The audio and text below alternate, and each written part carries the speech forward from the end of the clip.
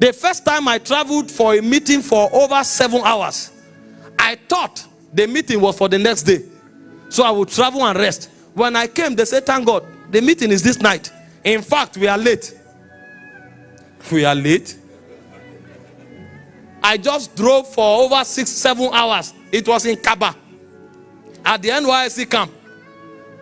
And I didn't come on my own. I came to represent a senior man of God. And you are saying is now. So give me 10 minutes, let me pray. As I knelt down to pray, God said, I will show my hand. It will be a power service. I stood up. I said, let's go. I wore my suit. I entered the meeting. Brothers and sisters, I thought and thought. I charged myself. I prayed in tongues. I will teach some things that I know the hall will explode. Everybody was shaking like this. I was looking for somebody to fall down or for somebody to shout so that I'll be encouraged and start making declaration. Everybody sat like this. When I saw that things were not working, I left them and started worshiping. I worshiped. No word of knowledge was coming. After a while, God now showed me mercy. And I picked a word about a young man. I said he was wearing a glass tall, full hair. He lost his father who was a pastor. And now he is struggling with his faith. In fact, he told himself that if he leaves NYC, he will go and do what he wants. I thought that was my key to break into the service. I gave the word with audacity because God cannot lie. We looked and looked and looked. The moment I gave the word, people started clapping for brother to come out. They look left, look right. Brother didn't come out. Service went from lukewarm to extremely cold and congealed. That was when I came back and said, Lord, mercy. Because I know one thing in God that will never fail. Mercy, mercy, mercy.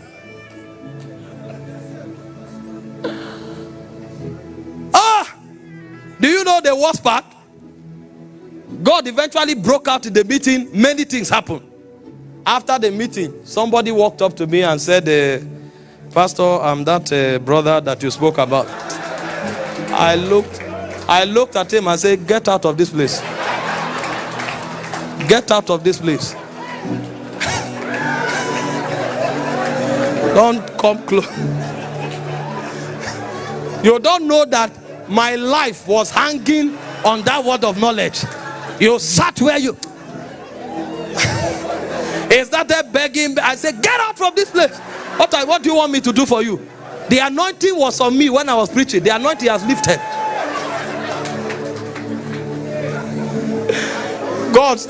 That was when God started constraining me.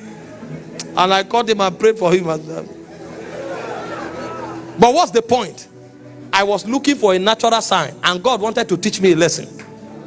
There was no sign until I became frustrated and I shouted and started giving commandment. Suddenly, things began to boil. Things began to boil. And before I knew, somebody shouted on the left. Somebody shouted on the right. I now heard a plastic chair. I say, yes, we are here. When you hear that sound, know that something... When you hear that sound,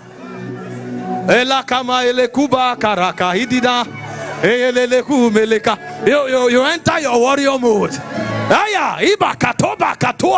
That was when I told them I came in the spirit of Elijah.